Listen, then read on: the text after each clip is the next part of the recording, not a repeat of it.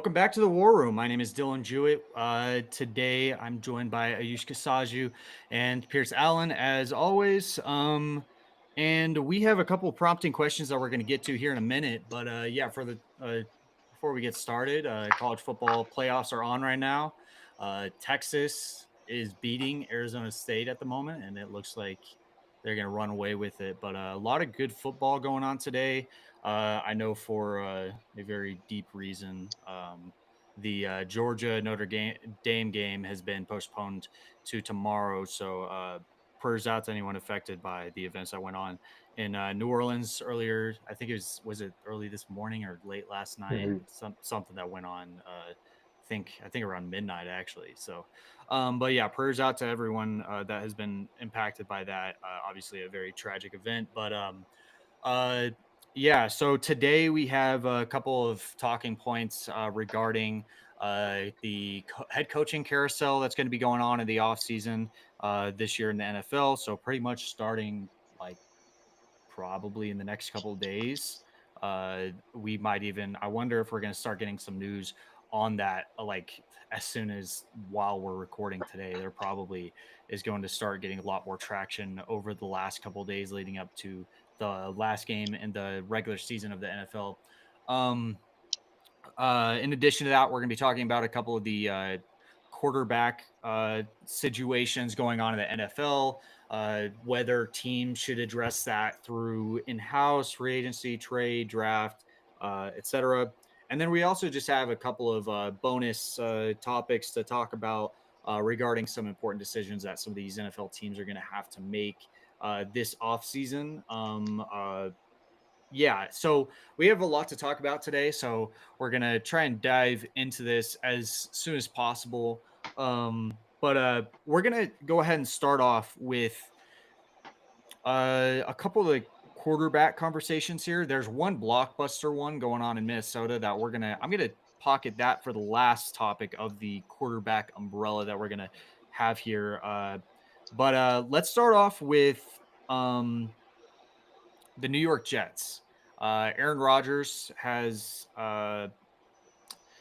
pretty interesting scene went on last week against, I don't remember who they played, but they played a team, and Aaron Rodgers basically benched himself in favor of Tyrod Taylor. And with that, uh, there's been some reports that make it seem basically like Garrett Wilson, star receiver, is interested in getting out of there and finding a new team via the trade market. Um, a lot of obviously over the years, not a lot of production with Aaron Rodgers. Obviously, year one was hurt within just like 5 plays or whatever it was. This year they're sitting at, I want to say three. Are they 3-13? They're gonna be a top 10 draft pick. Um, Not a lot of good things have gone down for the New York Jets this season, which surprises many because I know many came into the year thinking, oh, the Jets are going to be, maybe even a true contender. Maybe this is going to be a team that finds their way into maybe they're going to be in the deep playoff conversation. Not the case. So, um, yeah. So, anyways, let's get a little bit of conversation there. I'm gonna pass it off to y'all. What would y'all do to address the New York Jets quarterback situation? Yeah, I think Rodgers is probably done in New York. It just the I don't know, the philosophy hasn't really matched up. The culture really hasn't matched up. Um, and I think it's time for the Jets to kind of enter a soft rebuild sort of stage. Yeah, I mean you got a lot of young pieces, but it's just the team's not really complete, I feel like. Because if you lose Rodgers, you lose Adams. So now you only have Garrett Wilson basically at wide receiver behind not a lot of guys. The O line still hasn't made the strides that you're really expecting them to. Brees Hall is great. Um, and then they don't have a tight end outside of Conklin, so it's just a lot of they have a lot of big star pieces, I feel like, and then just not much outside of that. So I think it's time to kind of move on from an old aging quarterback and either let Tyrod be like a bridge guy for a year or so, while you search for a quarterback through the draft. Most likely, I don't think you're gonna. There's not much solid options you'd want to look for a franchise option in free agency in this year's at least free agency class. Let me look at next year's real quick. Um, Not much in next year's either, unless you want like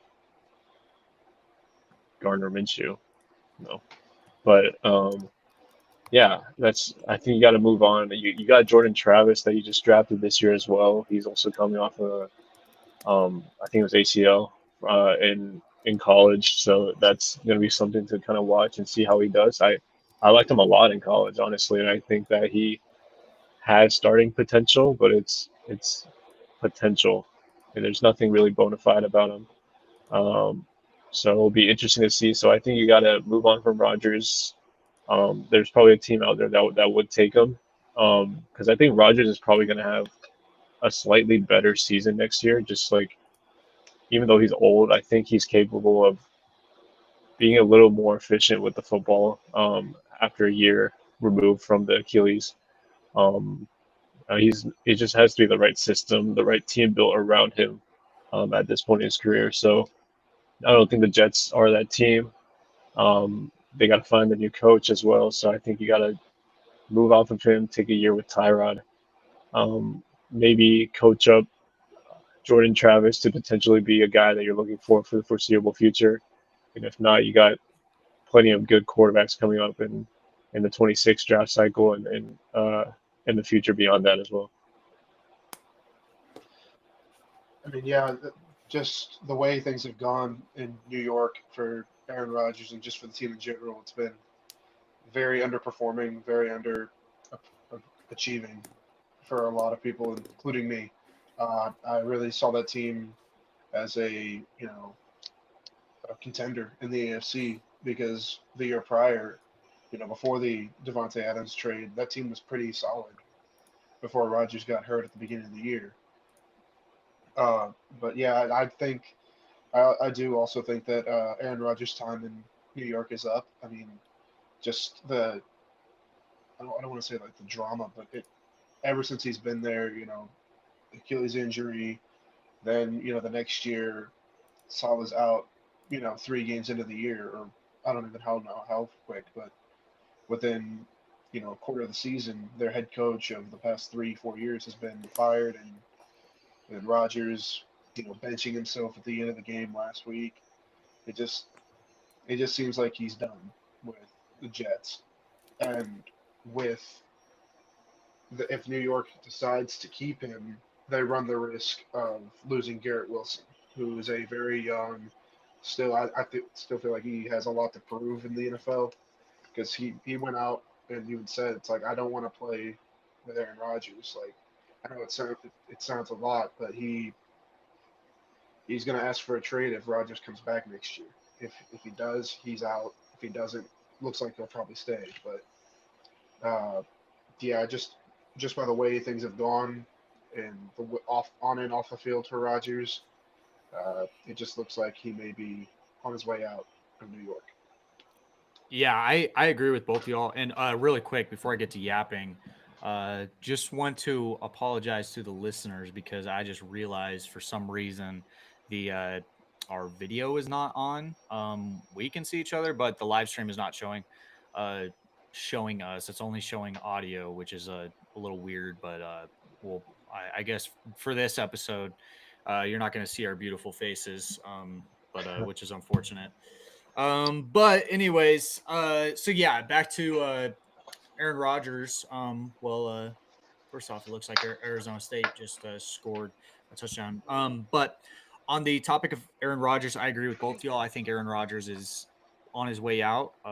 Maybe he does his Brett Favre arc and heads over to Minnesota, but it looks like Minnesota's got a their own quarterback controversy, and the opposite light. It's in a positive light. But before we head over to that, the interesting thing with the Jets is I wonder how they're gonna, you know, handle this situation. Because I think I don't think Aaron Rodgers is going to be the guy. And secondly, I don't know if they're actually going to be looking towards a draft this year because the draft does not have a lot of options for them. I know that, there's the two guys that are in this draft that look like starter caliber type quarterbacks are Shadir Sanders and Cam Ward. Um, if Cam Ward falls to them, I could see them pouncing on that type of pick because Cam Ward does have a lot of the features that you were hoping you were going to get with Aaron Rodgers. But otherwise, I don't know what else they would kind of do through the drafts to be able to address that. Maybe they go and draft a guy later on, like way later on, and kind of look towards a backup. But I don't know if they can find their starter in this draft unless Cam Ward is their pick. And secondly, um, the 2026 draft is going to be pretty dang loaded with quarterbacks. So I wonder if they want to wait that long because you're almost kind of going into a rebuild mode, and I don't even know if that would. I wonder if that is a better solution or not because does Garrett will like we were just talking about Garrett Wilson specifically. Garrett Wilson is he? I mean, if he doesn't want Aaron Rodgers to be his guy, does he really want Tyrod Taylor to be his guy for a full year? Like that kind of seems like a pretty questionable situation. In addition to the fact, if you draft a guy in 2026, you're still waiting another year before that guy kind of clicks into who he really is going to be. And in most situations, you're not getting a Jaden Daniels or CJ Stroud rookie year.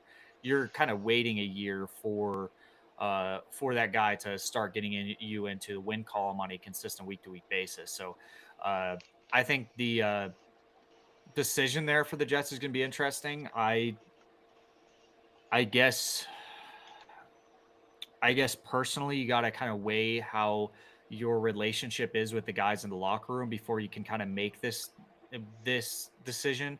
And without me kind of knowing those specifics on what's really going on in that locker room, I think it's kind of hard for me myself to sit here and say they're going to do this, they're going to do this, or this. But back against the wall, I'm probably saying that they're gonna look towards a weaker guy in free agency, and then kind of reassess, really finding their franchise guy in 2026. But again, that is going to be dependent on the factors that I just mentioned. What's going on in that locker room, how tight is that team? Because in the past, it doesn't look like they are a super tight knit team so far this season, especially when you factor in the situation like with Hassan Reddick starting the year.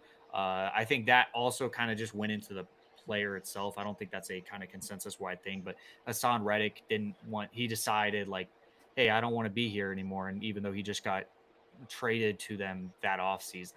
Uh, and, uh, and then, the kind of recent Garrett Wilson type of news. Now you're going to be potentially taking away Aaron Rodgers from Devontae Adams. I wonder how that'll go with Devontae Adams uh, side of things. So I think that there's a lot of logistics here, and then you bring in the fact that there's a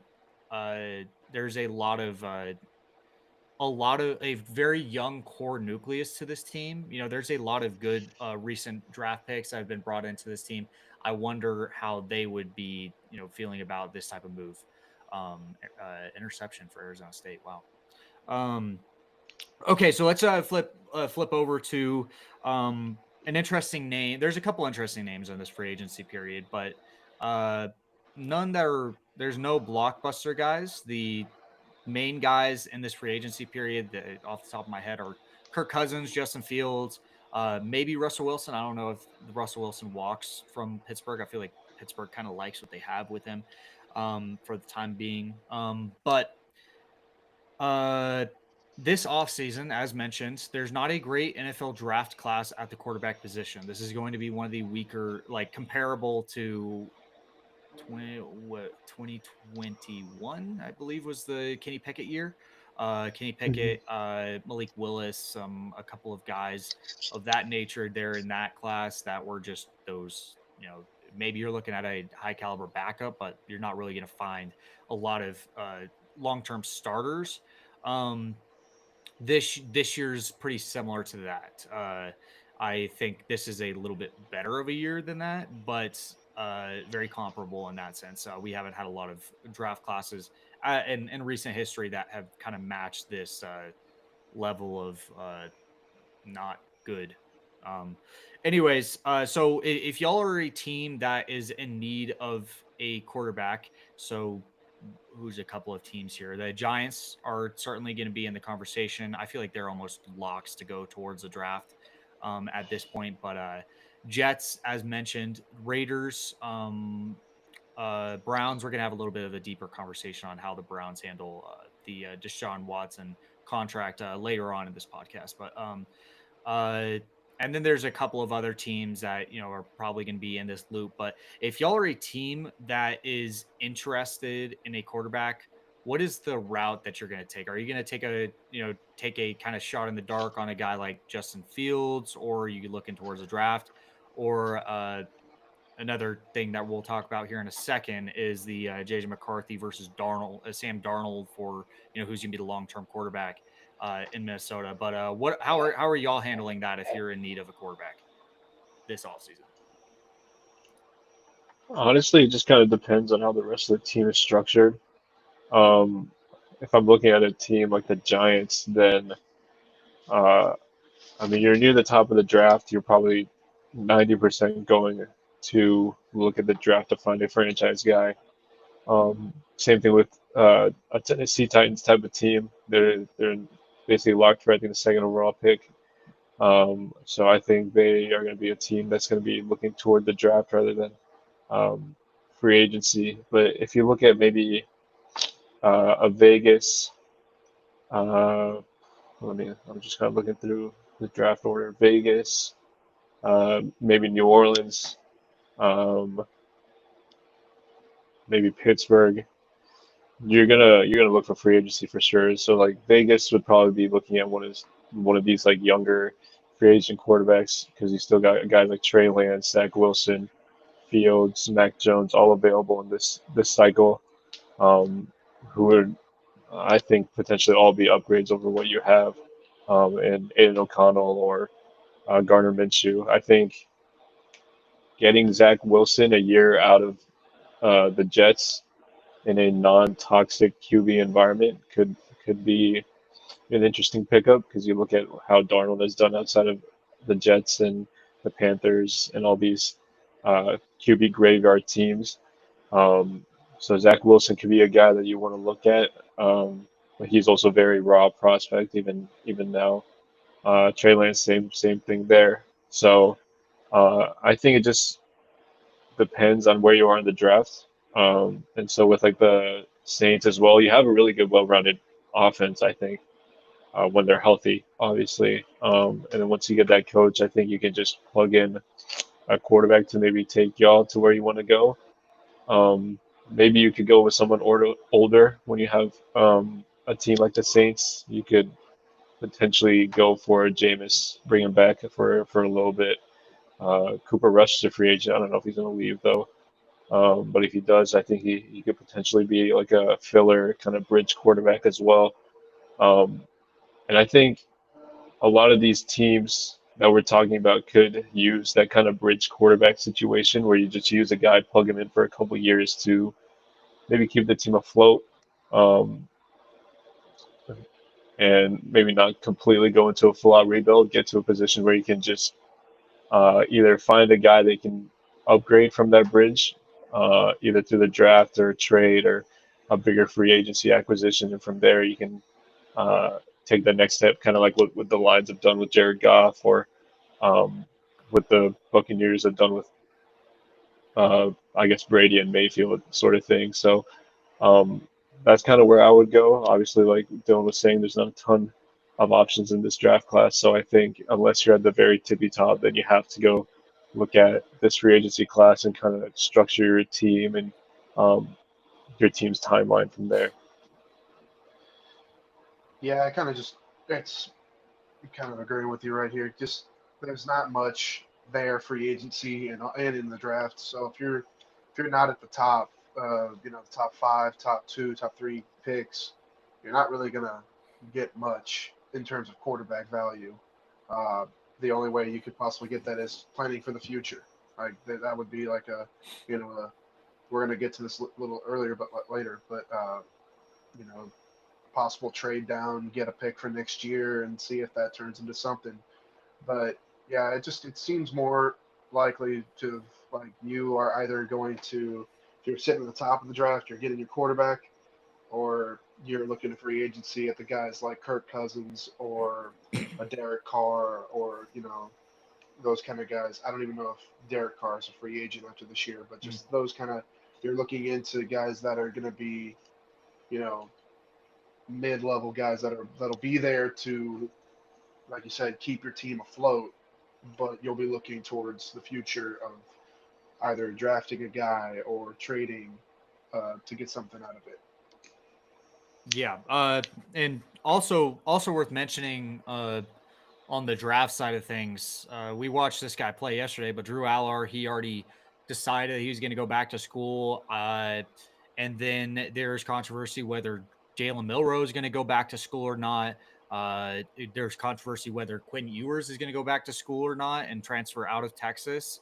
Uh, I know for a fact that all of these teams that we've mentioned, and these teams that are really dying for a quarterback, the Tennessee Titans, the Cleveland Browns, the New York Giants, Raiders, maybe the Saints, et cetera, et cetera. I know for a fact that these teams are really, really hoping that at least one or two of those guys, between Aller, Milroe, and Ewers, does decide to come into the draft. But yeah, we'll see on that. Okay, so let's move over to the most important part of this umbrella of our conversation. Sam Darnold and JJ McCarthy. Obviously, Sam Darnold has started the entire season for the Vikings this season, has brought them to 14 wins, might conclude with 15 wins when it's all said and done. Um, uh, but he only has his contract expires at the end of this year. You drafted JJ McCarthy 11th overall. He was your first round, quarterback, rookie quarterback. Gets injured at the beginning of the year, misses. He's out for the entire season. Um, there's a lot of interesting dialogue that has gone on between who's going to be the guy next year, because JJ McCarthy, you keep him, you get him under the rookie contract. It's cheaper. Sam Darnold, you're probably looking straight at a contract that is probably, it could be $40 million a year. So that's kind of where this conversation gets interesting. But at the same time, do you trust that JJ McCarthy is going to hit the ground running in his first year as a starter or not? Uh, so I want to hear from y'all, and then I'll voice my opinion.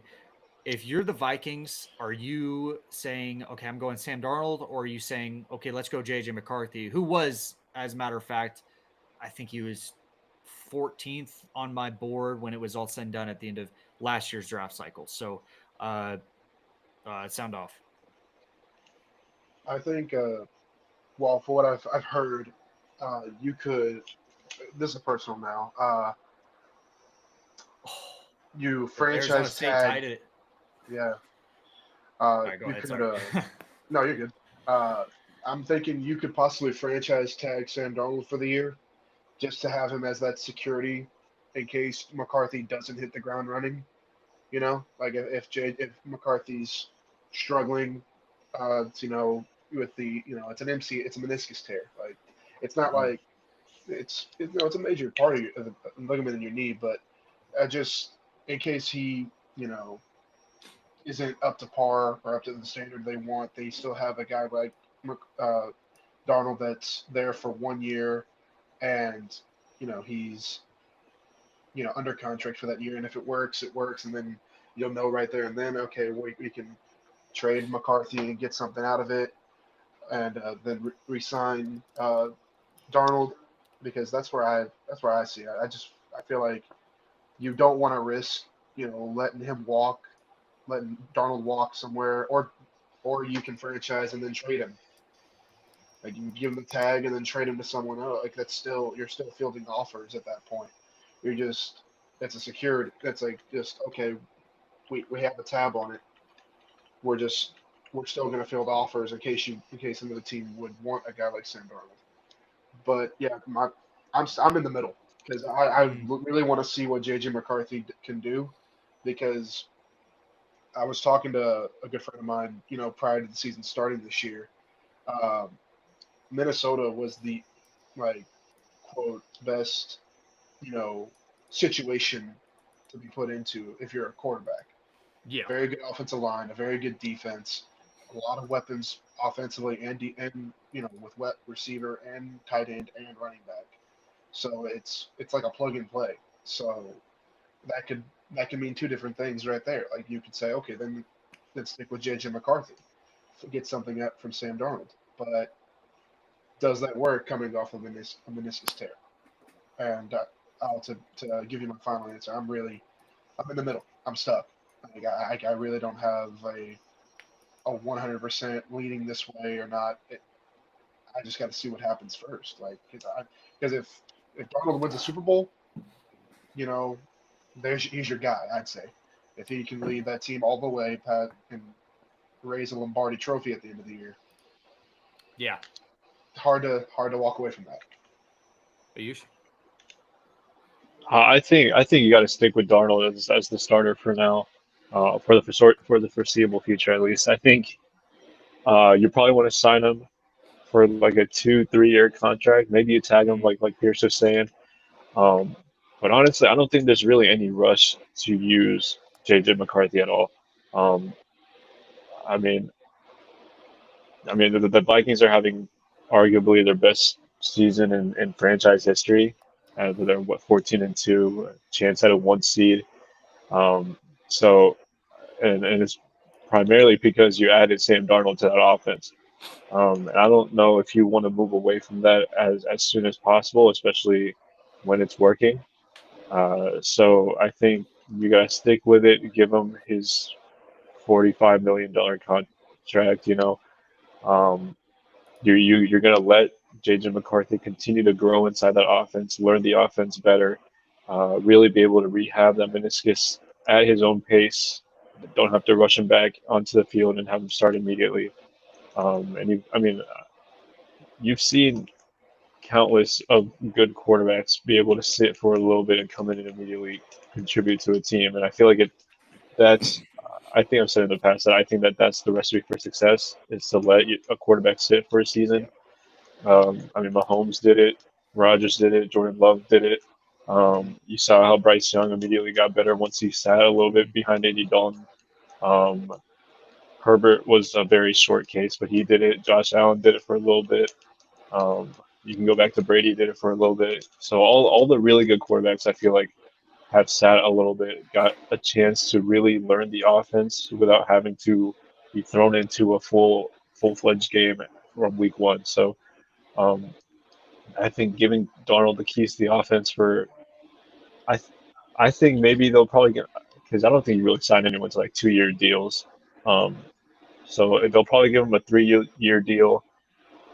He'll probably start for two of those. They'll probably trade him on his expiring contract for the third year or something like that to let McCarthy start. I know McCarthy's a little older of a quarterback, but I don't think that really matters, honestly. I know they used a 10th overall pick or whatever on him, but I think whenever you got this thing clicking, I don't think it really matters, or you want to change what you got working to just prove that your GM knows what he's doing, or to prove that you can pick a good quarterback or whatever. When you made that free agency signing, um, you did it so he could possibly contribute immediately. I don't think they were planning to start McCarthy in the beginning, even if he did tear his meniscus, or if he didn't tear his meniscus. They're planning to start with Darnold, and I think if Darnold came out the way he did, even with McCarthy healthy, I don't think McCarthy would have started all this season with how they're playing. So I think you got to continue to ride that hot hand. Um, McCarthy will probably get snaps here and there if Darnold goes down. And I think it's just a win-win situation with both of them on your roster for the foreseeable future. Yeah, so I'm going Sam Darnold, team Sam Darnold. But there's no reason for the Vikings. Well, there is a reason, but there isn't a full on argument to say that they can't keep both of these quarterbacks because they could do exactly what you just said, Ayush. But me personally, the route that I want to go is, and I think the most likely route is what you just said, Ayush. But the route that I want to go if I'm the Vikings is pick and choose who I'm most confident in and kind of just show them that the entire organization has their back. Because if you keep one or the other, the problem that you are, kind of instilling is maybe that there's a little bit of a question mark. So if you keep Sam Darnold, you start him, but you have McCarthy. I think the kind of argument against that is, well, do we really trust Sam Darnold? And then that's where we could start to see maybe some of that level of play, the fringe MVP level of play, potentially fall off a little bit because that's where he's had problems in the past. Is he had the one year that he really had the backing of an organization at the pro level was the year that he was drafted, and then after that, there's all these question marks that happen, and if I'm not mistaken, Sam Darnold didn't sit at all, right? He just got thrown No, straight he out in the started. fire, Yep. and he had no help around him. He was on a very bad team that didn't, give him a lot of options to be able to really go out there and succeed. So he did exactly what you just said teams shouldn't do is just throw him out in the fire with no help, say like, oh yeah, go win us a bunch of football games, even though you are really not given the situation that you can. And that's what happened with Sam Darnold early on in his career. Then after that, it was a matter of do we trust him? Do we think that he is, really our guy? And that's when it became really obvious that he wasn't the guy in New York. He comes over to the Vikings. Obviously, he wasn't backed. He didn't have the entire confidence of the program because he came in as a backup. But then McCarthy gets hurt, and then the entire Minnesota organization was like, "Yeah, Sam, go win us a bunch of football games." He does that, and now even as recent as this week, you could see the video of him after winning the game, walking into the locker room, just how much unity there was in that locker room over who their quarterback was. Um, and I'm curious if keeping McCarthy would maybe negate that a little bit. I am curious about that, but I do think that the most realistic option is that they keep both of them, especially since you factor in their GM. Who is their GM? He has a tough name. I'm not even gonna say it, but he uh, he just got hired in 2022. He's a newer GM for the Minnesota Vikings. It is a little bit of a tough situation for him to be in. Obviously your team just won 14 games, but it is a tough situation as a GM to go in there and be like, yeah, we're going to back this guy. And then what if you back Sam Darnold and then he sucks next year? Or what if you back even potentially more controversially, what if you back JJ McCarthy and then he just goes out there and throws 25 interceptions next season and is just disgustingly bad? And then then fans are like, you had a guy that brought you to 14 wins and you threw him away like he was garbage. I I'm curious about that, but it at the end of the day, long story short, I think I'm going Sam Darnold, and then what I think I'm going to do is I'm going to try and trade McCarthy for a lot of draft capital and just continue to put as much help around Sam Darnold as I can. Maybe make that offensive line almost bulletproof. You could do that this offseason. But really, what I would do in that situation is maybe there's bigger needs, but I would kind of be like, okay, if I trade away JJ McCarthy, I'm gonna do as much as I can to make Sam Darnold as great as possible, whether he is as good as he is this year, next year, uh, or not. I want to make sure that he looks as this good every single year that we have him under contract. whether it's through by default of giving him as much options as possible on offense or not. So I would probably start, thinking about what, kind of what running backs or receivers I would be drafting or offensive linemen I would be drafting to continue to aid Sam Darnold and make him as productive as I can. Also worth noting, and this isn't an exact match, but the last time I can kind of remember a controversy that was of this magnitude was, and I'm not talking about like successor of a certain quarterback. I'm not bringing up like, I'm not saying the Jordan Love, is it the year that he takes over for Aaron Rodgers, or Dak taking over for Tony Romo? I'm saying just full on, who's the guy? The last time I remember something of this magnitude was probably Philly in 2019, when it was Foles Winston just brought hurt. us to a Super Oh, Bowl, and Carson Wentz is hurt, but Foles just brought us to a Super Bowl, and he looked pretty dang good doing it. So I mhm. think that's a not a identical situation, because not an identical situation unless it would be like Sam Darnold gets hurt and JJ McCarthy comes in and wins him a Super Bowl. But it does kind of remind me of like, who's the guy, who do we let be our long-term starter. That's the last time that we saw something of that magnitude. Okay, so we've talked 37 minutes about quarterbacks. So let's pick up the pace here. Switching over to head coaches. Um, this offseason, the main head coaches that are on the hot seat, as it seems at the moment, the kind of big names are Doug Peterson, Brian Dabble, Antonio Pierce.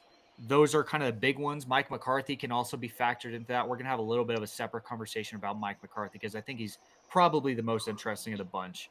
But in addition to that, in contrast, there are a number of candidates. Ben Johnson is kind of the guy that has been, he's the top dog in terms of like uh, who's available or who could be available.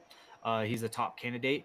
There's Mike Vrabel, Robert Sala, and Pete Carroll, in addition to John Gruden, who kind of just reinserted his name into that conversation, despite what has it been, three years since he uh, has not been a head coach. I want to say 3 years. Something like that. Um, Yeah.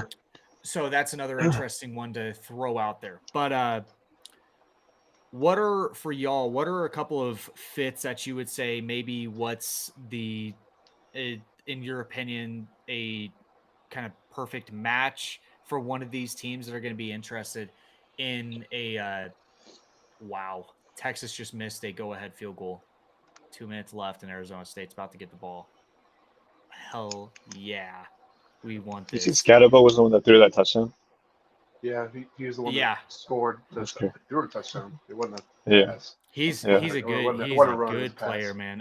As we've been talking, I saw that and I was like, okay, I'm gonna continue to upgrade Scadabo's grade on my system here for scouting. So Scatabo is Yeah, 1 for 1 for 42 yards and a touchdown passing. yeah, Got and what, he has 42 he has yards another like straight? 80 yards as a Yeah. receiver too. Yeah, he's got So 200 yards total offensively. actually, well, I mean, if you throw in the touchdown pass, he's at about 250 right now.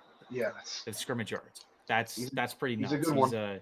He's a special player that doesn't get enough credit. So, um, but okay. Anyways, so yeah, reiterating the question. I mentioned the candidates. I mentioned the coaches that could be about to lose their job. Give me a couple fits that you guys like.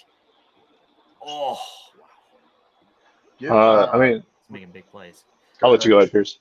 Oh, Uh, all right, I'll go. Go. uh, just Ben Johnson, I think is a hot name. I feel like a lot of teams that are letting their coach walk or firing their coach he's gonna be on their list. Uh, it would be very surprising to me if Ben Johnson, stays, especially well. I mean, if he wins a Super Bowl, I feel like Detroit's going to throw everything at him to keep him there. Mhm. But, um, you know, he's doing a really good job, as the OC in Detroit. I feel like a lot of franchises are seeing that and saying, "Hey, that's a good quarterback. That's a good head coach or a coaching option for our squad." Like, I mean, you can go down the list of, you've got Jacksonville, who could possibly, if they go on from Doug Peterson, you can get a guy like Ben Johnson there. Chicago. I mean, I've been seeing, just random people throwing stuff out about possibility of, you know, Johnson going to Chicago, Dallas. Like a pipe dream for me as a Cowboys fan would be him to be the head coach of Dallas. 100%. Um, Knowing Jerry Jones, he probably won't do that though. Yeah. But yeah, just I could see him.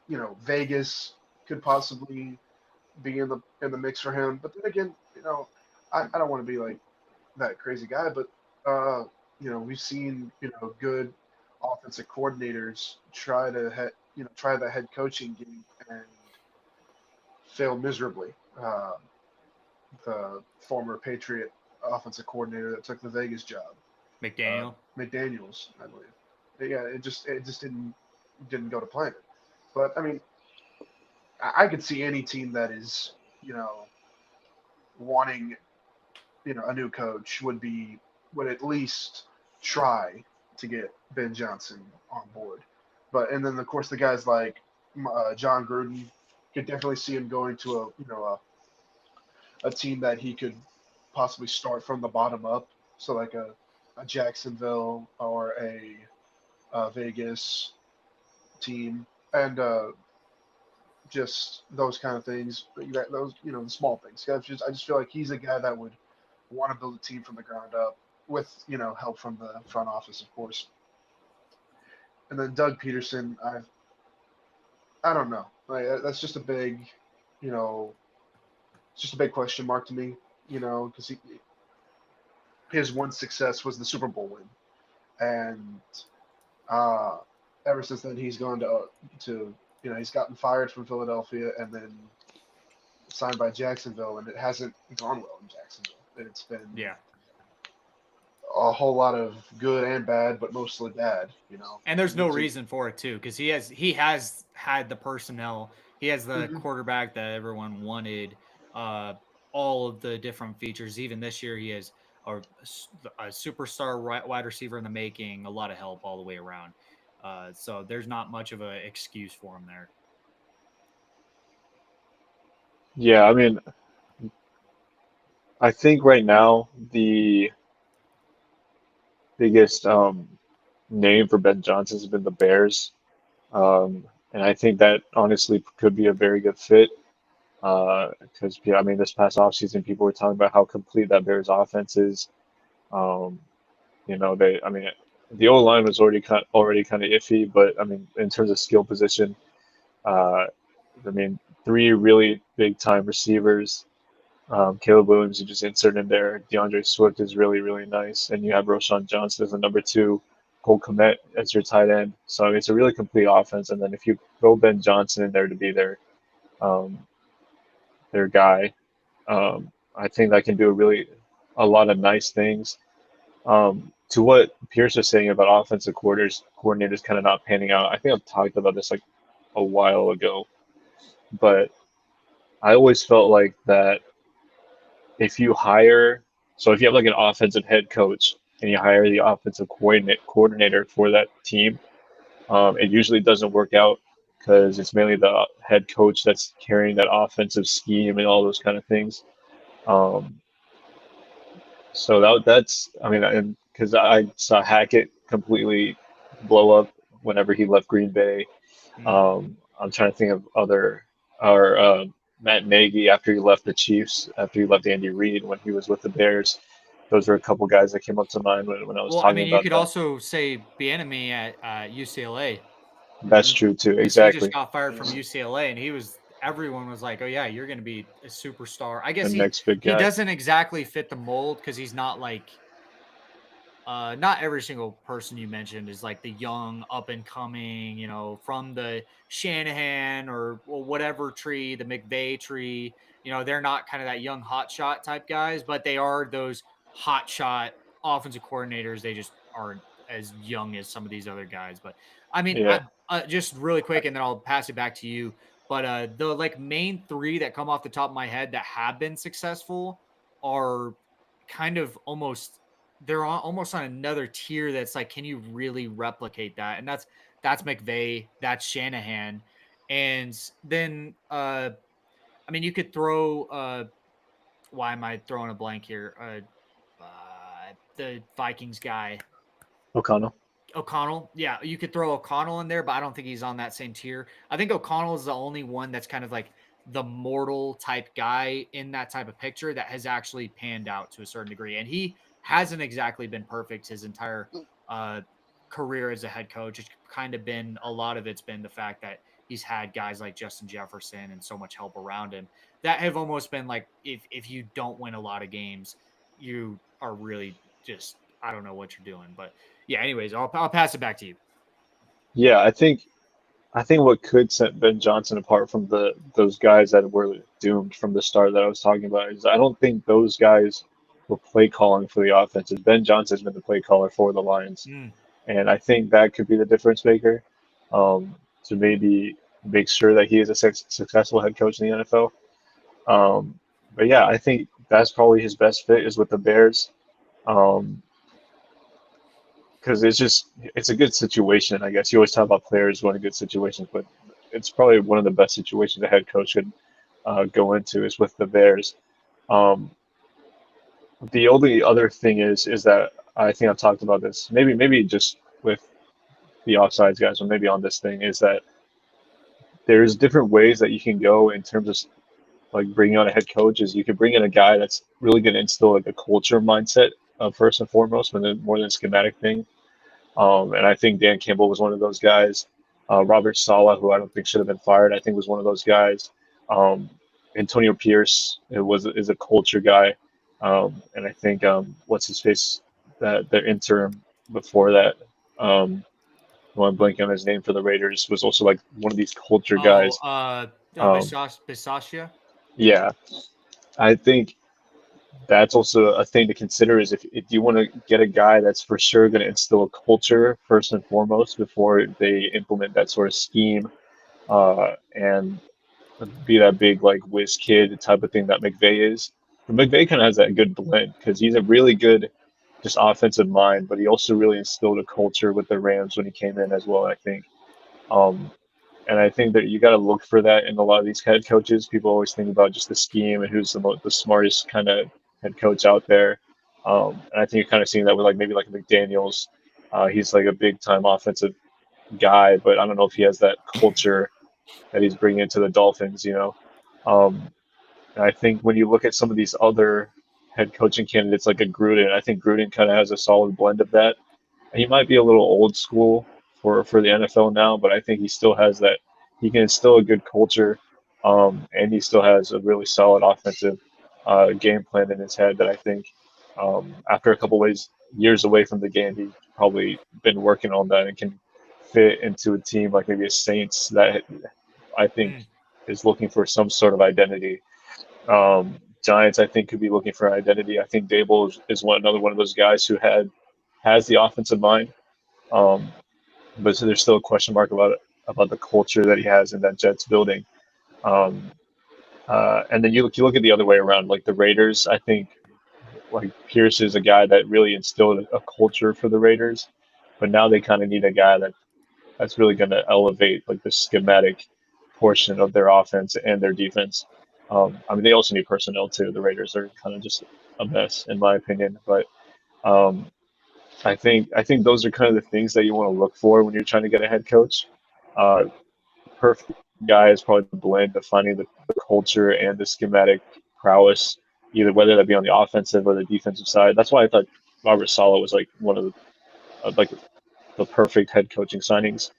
I don't think he should have been fired. I think that's just an ownership problem with the Jets because Saleh had that. He was one of the best defensive coordinators when he was coming out of the Niners building, and he had the culture. Obviously, you could see from the beginning. So um, those type of guys are the guys I think you want to find. Ben Johnson, I know he has the offensive mind, and I think he can take a lot in terms of culture from Dan Campbell as well. So I think he has a very good chance of being a really good head coach in the NFL. Gruden is just, I think, an established, solid coach.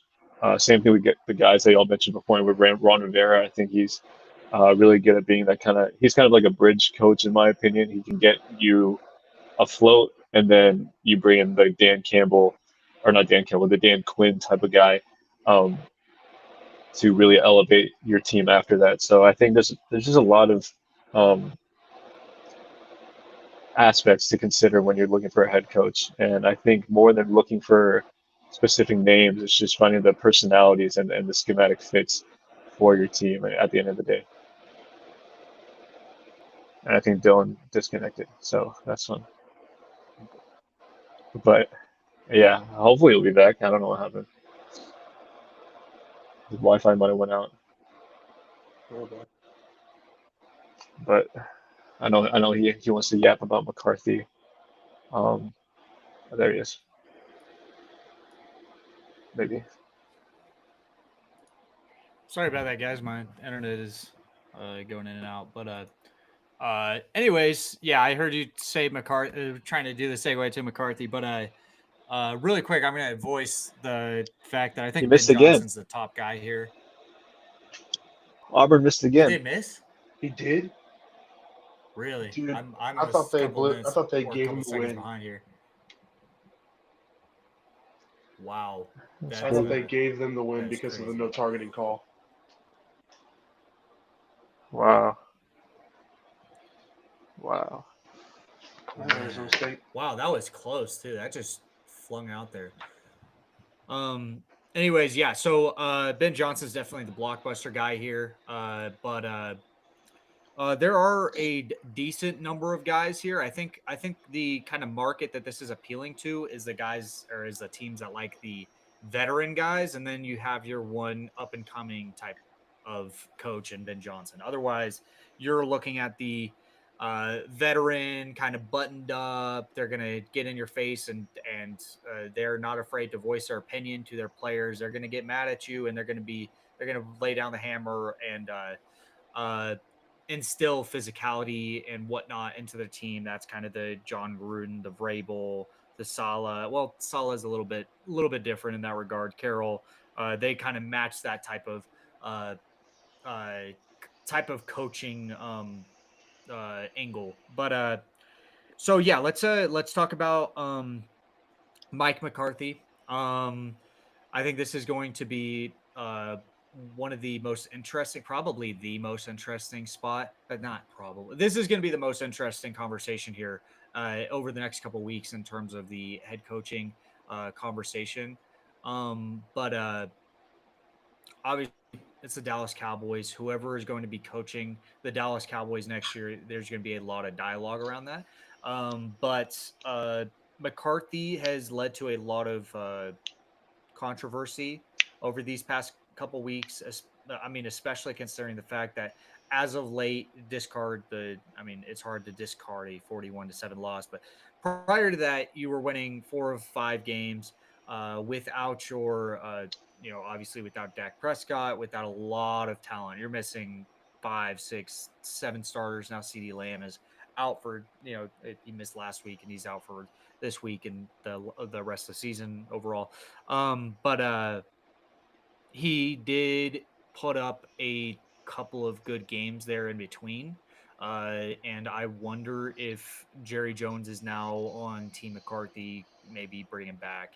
Uh, I think I voiced this on this podcast before, but I personally, while I, give credit where credit's due, and I think McCarthy's done a good job over these past couple weeks, excluding last week. Um, uh, I still am not. I'm not in the mindset where I'm like McCarthy's going to go and help us win a Super Bowl, and that's the same thing with the quarterback, Dak Prescott. Obviously, he's been out since week 7, I want to say. But I don't think that McCarthy's going to put in this team in a position where he's going to actually win Super Bowl. And he's actually, if you put this all encompassing, he's actually top 15 all time in terms of win percentage in NFL history. But that's not what Dallas needs. They don't need a bunch of regular season wins. They need a Super Bowl, and that's more evident than ever as of right now. Um, but I I don't think that Jerry's going to be moving on from McCarthy this season. I do think that McCarthy's going to end up with a probably 2 year extension, stay in Dallas, and the kind of Ben Johnson conversation. I don't think that that's going to actually come into fruition here for Dallas. And then I think there's been a couple of Mike Vrabel conversations for Dallas. I don't know if that's going to end up happening. I don't think that's going to end up happening, though. I do think if McCarthy does end up not being the guy, I think that's the angle that they would probably go. But I'm gonna pass it off to probably starting with Pierce, considering you're a Cowboys fan as well. But what is your thinking on McCarthy and his future with Dallas, and maybe in addition to that, what would you end up doing if you were Jerry Jones? I guess, and put that in a realistic light. Obviously, Ben Johnson's ideal, but I think that's such a fever dream. But I'll pass it off Yeah, to you. yeah. Ben Johnson's a fever dream for me because I just know that with Jerry Jones, he's gonna. I think there's a podcast coming out, and he says three sentences that he says kind of sums up uh, my expectations, my understanding of where he stands in terms of winning and losing. Because the three things I'm trying to remember them, but one of them was it's not all about winning, and that's hearing that alone is like, yeah, that's kind of what I need to hear. Mm-hmm. All I needed to hear in terms because he's going to do whatever he can do to fill out his stadium. So with that, I feel like it's going to be he's going to he's going to re-sign McCarthy for a year or two, and then try to rebuild this team. As long as he can sell out that stadium, he's fine with how the Cowboys play. He didn't win Hundred about he didn't percent. because he's gonna. So that's my statement is that he's gonna resign Mike McCarthy, and if it wants the, he'll probably have it as a see I told you so. I should have gone for somebody else, and then it'll be too late for a guy like Ben Johnson or for any other younger guys. Then he'll try to, hire freaking Jason Witten to be the next head coach or something, trying to get a new fresh for more people to come and sell his stadium. So yeah, for me, I'm just yeah, I see them keeping McCarthy for another year or two, and then kicking tires and trying or kick rocks and try to find a new head coach. It just that's where I stand. It just doesn't seem like a big possibility that they go after anybody else. Ayush? Yeah, I agree. I think it's going to be McCarthy. Um, I don't know how long it will be, how long, because it's like the entire staff that's on expiring contracts, right? Basically, yeah, Yeah. basically. So, I mean, considering the fact that they had a ton of injuries, um, and you lose Dak, you don't have Micah for a good bit in the beginning of the season. You lose a bunch of these defensive players throughout the season. Um, I think they're gonna more or less just see it as kind of a fluke year, and McCarthy can bounce back, sort of thing. And man, they might even re-sign him for like a 5 year deal, if I'm being honest, because I remember wasn't when Jason Garrett Please no. when Jason Garrett, I think his situation was a little different because I remember he went like 8-8 a bunch of times when he Hmm. first came, and then I think it was like the last year of his contract he had that big year in like 2014. 2014. Yeah, Yeah, that was the and Dak, then the Des catch year. yeah, yeah, and then they re-signed him, and he was decent after that. But I think after that last season was kind of the final straw of mediocrity, and they didn't retain him after that. But I think we could see that sort of thing with McCarthy because he had a really, really nice season last year. Um, and this year was probably more just like a fluke in their eyes. They can bounce Mm-hmm. back with another year of Mike Zimmer as the defensive coordinator, with Dak fully starting, um, and just maybe they bring in that running back that they've been missing, and with the team a little more complete, they might see it as a better opportunity to go for a Lombardi next season. And I think they don't want to move off of McCarthy and what he's built so far in Dallas. Uh, if that's just me talking from a pure football standpoint, obviously, like y'all said, Jerry doesn't always think from a pure football standpoint. So um, will be interesting to see. I think there's a lot of variables that will come into place, especially with how these other coaching hires go. Um, maybe they'll take a deep look into Ben Johnson if he's looking at Dallas a little bit, but I think all in all, it will probably end up with McCarthy in Dallas for a good amount of years. Yeah, I think ultimately I don't think McCarthy's going to get a 5-year deal. I as much as I guess I wouldn't put it past Jerry Jones. I don't think he's that un I don't think he's that much like out of touch. I think that he's gonna probably sign McCarthy to a 2-year deal. I know it's not gonna be a 1-year deal because I just can't imagine.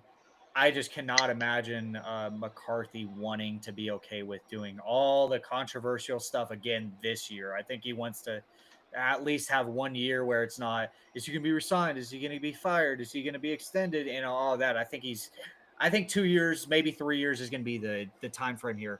But you also got to factor in, I think that the defensive coordinator situation also could be pretty interesting for this team because Pierce, I don't know if you saw this, but Zimmer had a press conference 2 days ago, and he was talking about his late son and how much this season meant to him because of that reason, being able to coach and get back to football, and but the there were some verbiage, some terminology that he was using during during the press conference that almost made me curious if he was trying to say goodbye to football. It almost sounded like Zimmer could be saying, uh, Really? I'm going to step away. Yeah, I can't remember. I can't remember verbatim, but there were a couple of things that he made it seem like this season was so special to him for the fact that he got to come back and he enjoyed it, and it almost seemed like he was putting a bow on his Hmm. career. I might be wrong, but I know there's a couple of other people, specifically on X, that I've seen think the same thing. Um, so I wonder if that's going to come into fruition here if he'll come back. But I think that's another interesting little caveat to put on a potential McCarthy return is beforehand I thought it was a package deal between him and Zimmer. If McCarthy comes back, Zimmer comes back. Uh, but now that press conference did create some intrigue for me because one other problem with the McCarthy return, and for the same reason I just said Zimmer could come back, is Al Harris, who this is a name that a lot of people know of, but not everyone knows of. This is someone he's the defensive backs coach for the Dallas Cowboys. I think he actually got promoted to passing game coordinator on defense for Dallas this past season, but he has developed so much talent for Dallas on the back end of the defense. He brought in Malik Hooker a couple years ago, who was a reject, former first round draft pick for the Colts. They kicked him to the curb because they were like, "Man, you suck."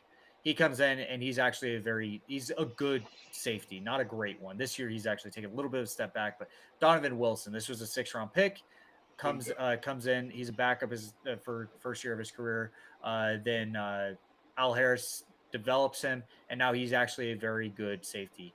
Trayvon Diggs, 2nd round pick. Oh, Scadapo's hurt. Uh, Trayvon Diggs, 2nd round pick, turns him into an All Pro. Deron Bland, 5th round pick, turns him into an All Pro. Jordan Lewis, who was a 3rd round pick in 2015. Oh, Scadabo got up.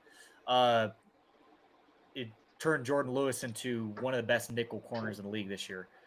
Hmm. He knows how to develop depth. He knows how to do whatever cornerbacks or safeties that he has available to him. He knows how to turn them into very competent football players at a minimum.